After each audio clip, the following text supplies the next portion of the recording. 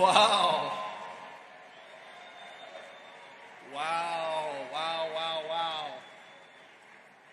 You know, I've been to a lot of Bitcoin conferences, but this is definitely the biggest crowd I've ever seen. Holy cow. So, you know, what's cool about this conference is that it's all about making history. So, you know, we're making history because this is the biggest Bitcoin conference we've ever done. We're expecting 35,000 people to be here today.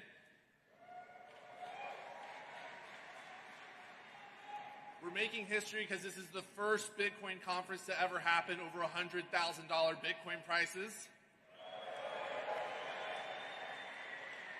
You know, a year ago in Nashville, we made history when we had candidate Donald J. Trump come and address this crowd. He made us some promises. He promised to end the war on crypto. He promised to free Ross Ulbricht. He promised to never sell our Bitcoin. He promised a strategic Bitcoin reserve. And he promised to make America the Bitcoin superpower of the world.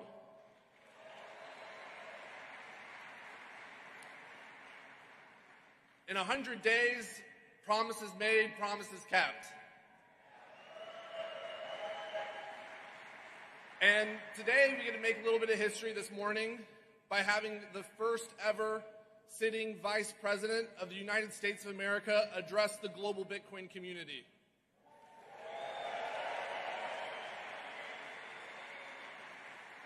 Are you ready? With that, join me in welcoming the Vice President of the United States of America, J.D. Vance.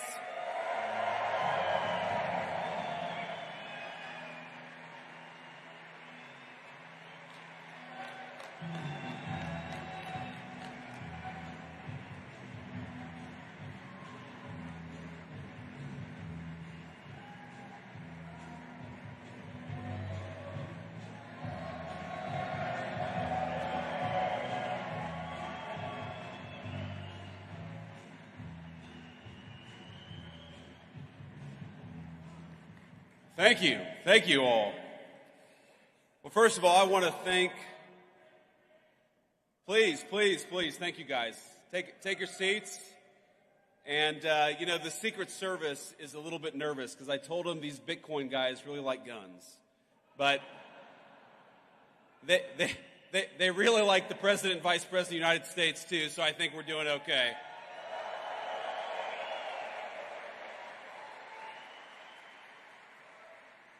So I first have to thank David Bailey, grateful for everything that you've done for the Bitcoin community. Thanks in particular for what you did for me and the president, helping us get from candidacy to the White House, because we've done, I think, a lot of good in the past 120 days, and I don't think we could have done it without David's support. I want to also thank the Winklevoss brothers, Tyler and Cameron. These guys are out here somewhere. Who, I got to say, Tyler and Cameron, I think really helped break the dam in Silicon Valley. Because if you remember, you go back to June or July of last year, it feels like forever ago. It's not even a year ago, where Silicon Valley, you know, people would whisper in private that they were going to support Donald Trump for president. They would talk about the fact the Democrats had gone too crazy. We had to get Gary Gensler the hell out of there, but they weren't quite willing to say... But they weren't quite willing to say, at least not publicly, that they were going to take the big step and support Donald J. Trump.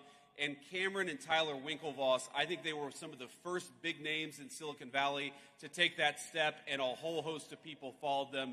So Cameron and Tyler, thank you for that.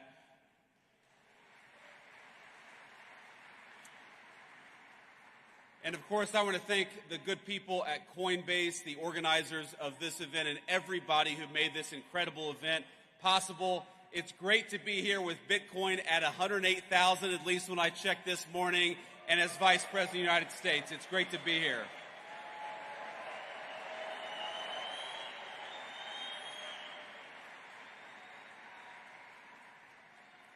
Now, you guys know I get to meet a lot of exciting people in my job, but it's been quite a while since I've been to a conference with this level of energy.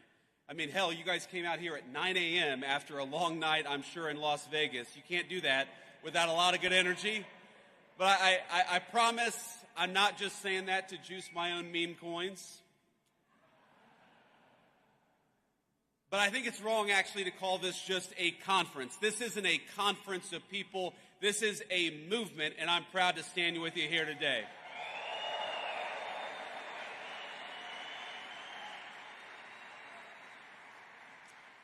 And I think this conference, this movement of people, is where the future of cryptocurrency in this great country gets decided. So let's start by making one thing abundantly clear. That future is going to be decided by the people, by you, not by unelected bureaucrats.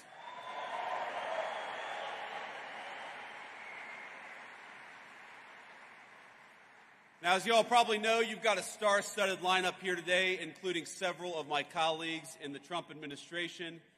David, Bo, Hester, I know you're all out there.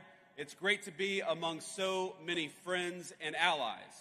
So, I want to speak for just a few minutes about a few things, and I want to talk a little bit about what we've done in the Trump administration. I want to give you a rundown of what this administration is doing on digital assets policy, but I also want to talk about some of the principles that help guide us as we develop this policy.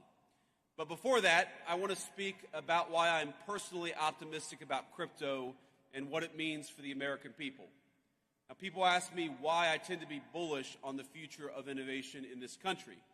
Now, I spent enough time in Silicon Valley to recognize the difference between good tech, technology that boosts our productivity, makes our lives richer, that grounds us in the real world and complements our day-to-day lives. That's the good technology, but there's also some bad technology out there. And when it comes to crypto, I think the last several years have made it clear that we're talking about genuine, ground-up innovation, one that's already improving the well-being of tens of millions of our fellow citizens. I believe it's 50 million Americans own Bitcoin, and I believe that's going to be 100 million before too long.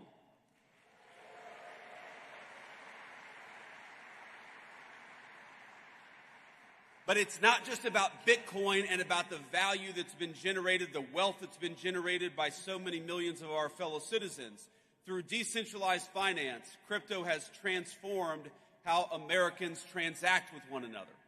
It's expanded access to banking for many who may not otherwise have had it. And every single day, I feel like I see some groundbreaking new use of blockchain tech, whether it's in supply chain management, whether it's in hospitals, or whether it's in changing how we track and store patients' private health records. But for each of these new forward-looking applications, I also feel like there's an incredibly conservative element to crypto technology, and that's as a hedge. Crypto is a hedge against bad policymaking from Washington, no matter what party is in control. It's a hedge against skyrocketing inflation, which has eroded the real savings rate of Americans over the last 4 years. And as you all know well, it's a hedge against a private sector that's increasingly willing to discriminate against consumers on the basis of their basic beliefs, including their politics.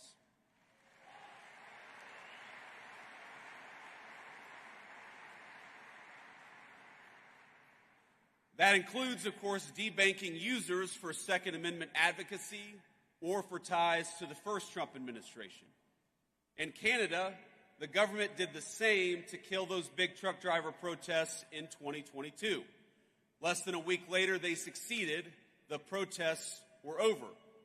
But maybe most importantly, I see crypto as a hedge against one of the most dangerous trends in the digital era in both the public and private sectors.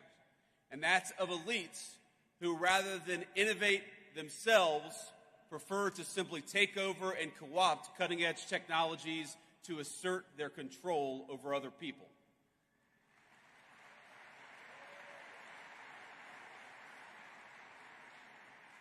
and I know we believe this in this room, that's not Bitcoin. It'll never be Bitcoin, and you guys are going to make sure that happens.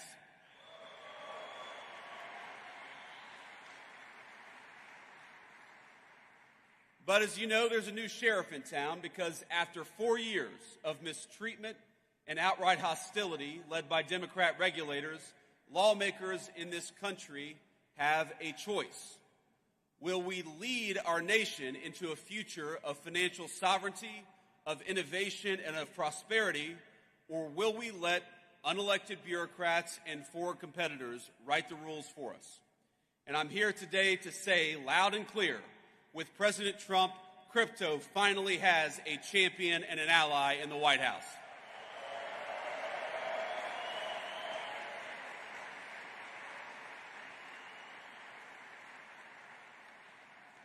In our administration, we understand the full potential of the digital assets industry, not just as an investment, not just as a flashy technology, but as a symbol and driver of personal liberty for all our citizens. And we are dedicated to seeing that promise fulfilled.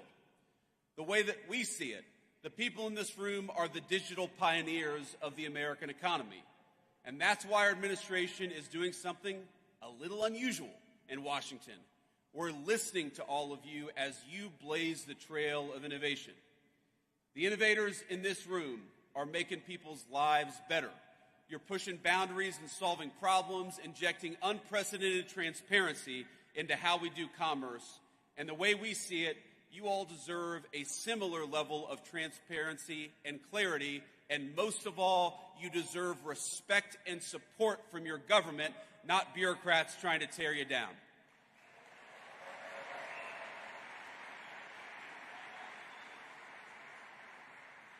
Now that means a few substantive concrete steps. And of course, the first and most important of those steps is straightforward. We've got to clean up the wreckage that the last administration left us. And since day one, that is exactly what we've been trying to do. Our administration, we prioritize eliminating the rules, the red tape, and the lawfare that we saw aimed at crypto by our predecessors. We're ending the weaponization of federal regulations against this community. To put it simply, Operation Choke Point 2.0 is dead, and it's not coming back under the Trump administration.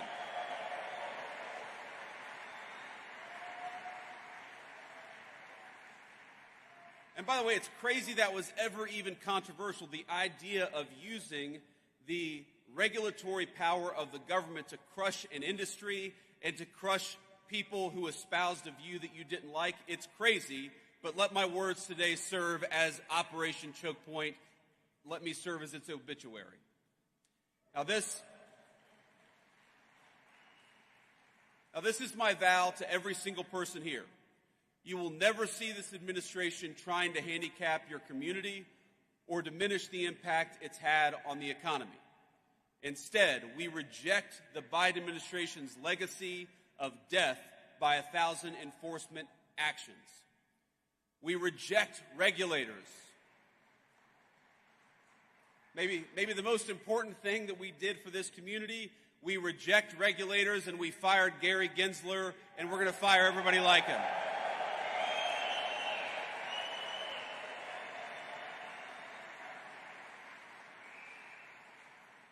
And we know that people like Gary Gensler, the game that they played is that under the pretense of consumer protection, they attacked every single effort to democratize our financial markets, and that is over. America. I grew up in a working class family. I believe that America is a place where anyone should be able to make a fortune, no matter where you grew up, what degree you may or may not have. And in recent years, I'm hard-pressed to think of a better place to do so than right here in the digital assets industry. Now, our second substantive step is we're trying to create a clear, pro-growth legal framework for stablecoins in this country. And I know we've got some solid allies in Congress. Is Cynthia Loomis out there today, or did she already go home?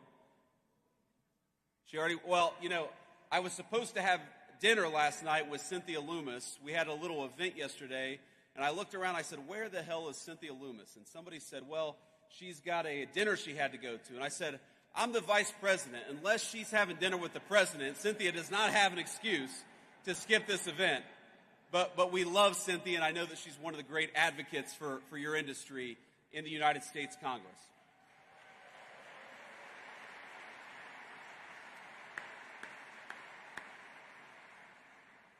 Now, I know, led by Cynthia and other great legislators, Congress is hard at work getting the Genius Act passed and across the president's desk as quickly as possible. And that's an important step. It's with good reason, because regulatory uncertainty in this country has pushed way too much stablecoin activity overseas over the last few years. Now, somebody said to me yesterday that Bitcoin has done so much over the last few years with so many headwinds. Wouldn't it be nice to have a government that provided some tailwinds to one of the fastest growing industries in our country? And that's what we aim to do.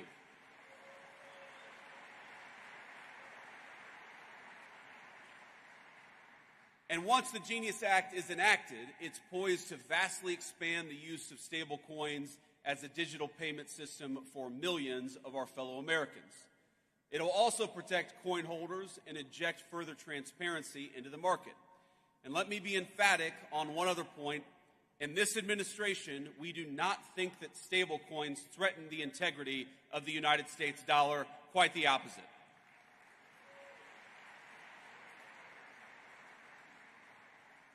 In fact, we view them as a force multiplier of our economic might. Dollar-pegged stablecoins, particularly once Genius is enacted, is only going to help the American economy, and it's only going to help the American dollar. So, again, we're optimistic that the Senate is able to move quickly on passing a clean Genius Act, and for the House to follow up and do the same. And, of course, once that happens, our great President Trump will sign it into law the minute it comes across his desk. Now, when that's happened, when the administration will then fully shift to our third priority, which is to enact a transparent and tailored regulatory framework for digital assets, one that's pro-innovation and fully incorporates crypto into the mainstream economy.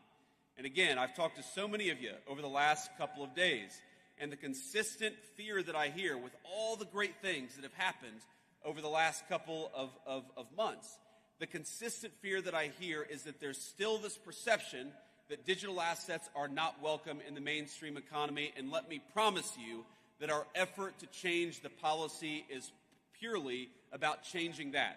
We want our fellow Americans to know that crypto and digital assets, and particularly Bitcoin, are part of the mainstream economy and are here to stay.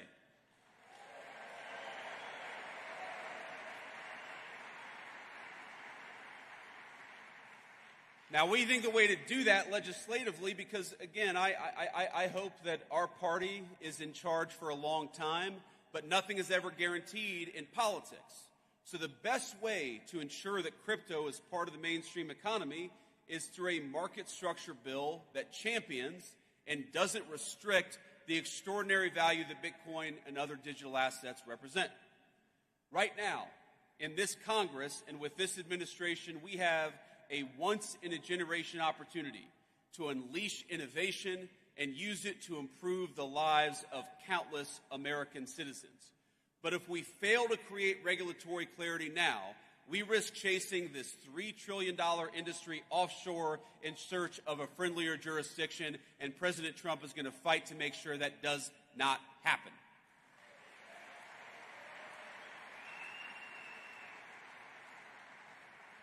Think about this. By locking in smart, pro-innovation rules of the road, we can also make sure that Democrats or anybody else never wage another war on the crypto community.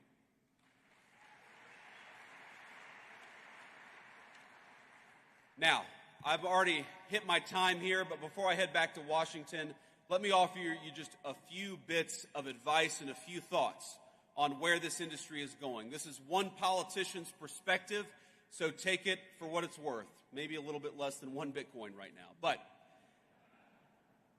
let me say a few things. First of all, I remember when I ran for Senate the first time I'd ever entered politics back in 2022. And one of the frustrations, honestly, that I had with the crypto community as a person who was one of the only people running for office who actually owned Bitcoin, and I still own a fair amount of Bitcoin today.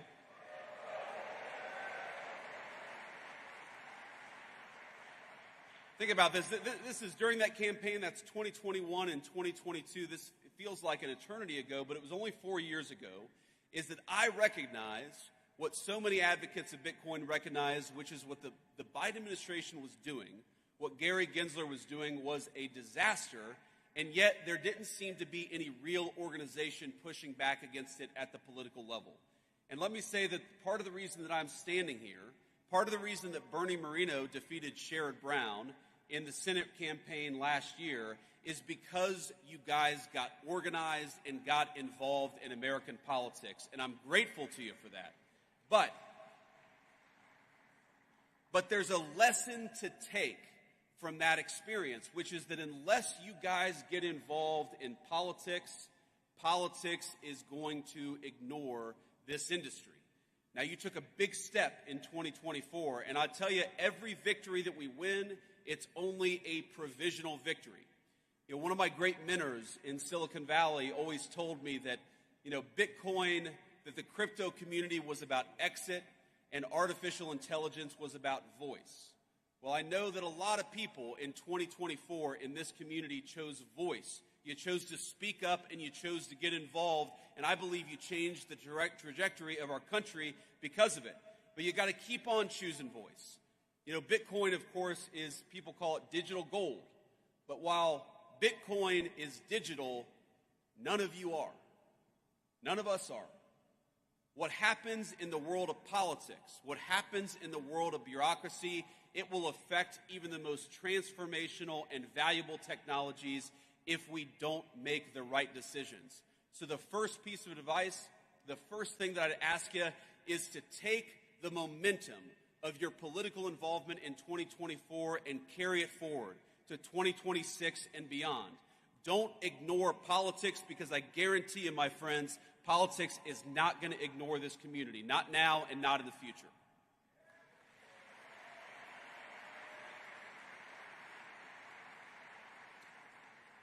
The second thing that I want to toss out there is that we have to start thinking of the long-term strategic implications of Bitcoin.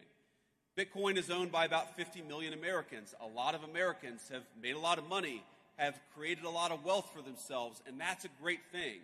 But I actually think that where Bitcoin is going is as a strategically important asset for the United States over the next decade. It's one of the reasons why President Trump, with the help of our great AI guy, David Sachs, it's one of the reasons why we started the Bitcoin Reserve, because we want to start to put in motion the strategic importance of Bitcoin for the United States government.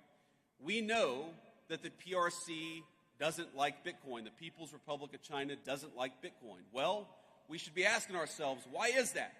Why is our biggest adversary such an opponent of Bitcoin? And if the Communist Republic of China is leaning away from Bitcoin, then maybe the United States ought to be leaning into Bitcoin, and that's one of the things that we're going to be doing.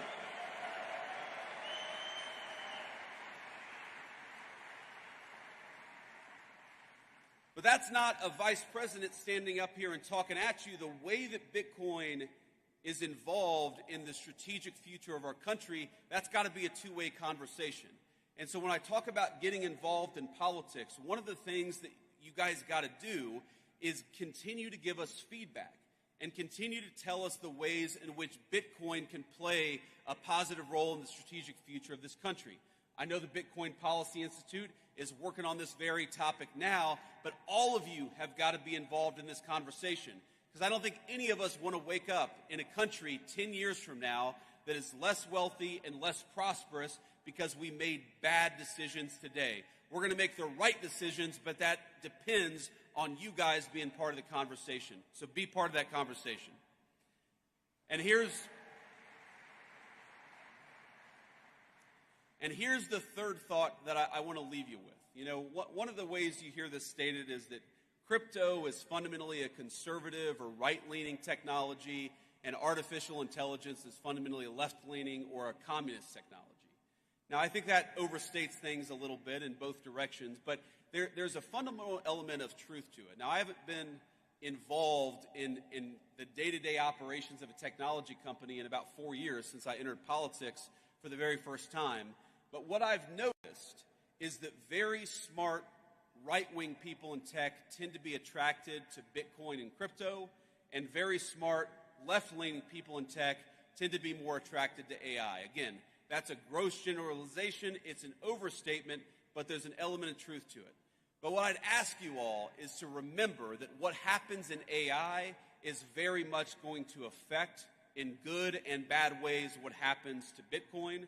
And of course, what happens to Bitcoin is very much going to affect what happens in AI. So, while this is certainly a Bitcoin conference, and I know we're all proud of what you guys have accomplished over the last 10 years, my final piece of advice is to make sure you're keeping tabs on and staying involved in what's happening with artificial intelligence, because I don't want Bitcoin to be negatively affected by what happens in AI, and most importantly, I don't want America to be negatively affected by what happens in AI. And the best way to ensure that smart people are at the AI conversation is to ensure that Bitcoin is part of the artificial intelligence conversation. Our administration is committed to it. I want you guys to be committed to it as well.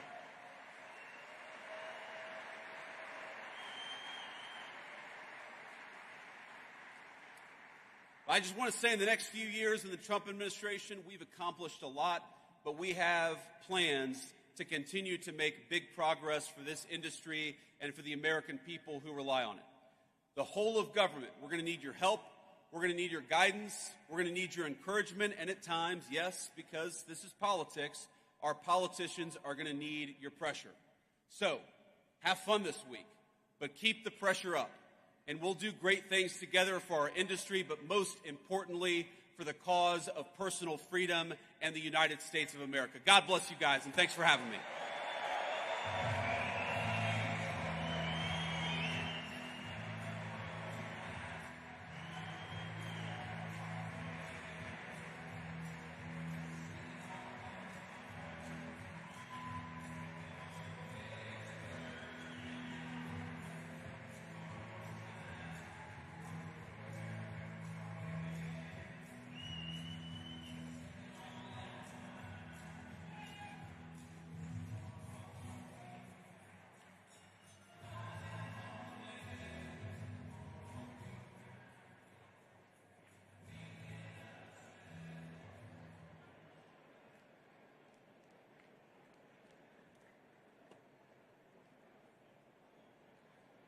Wow.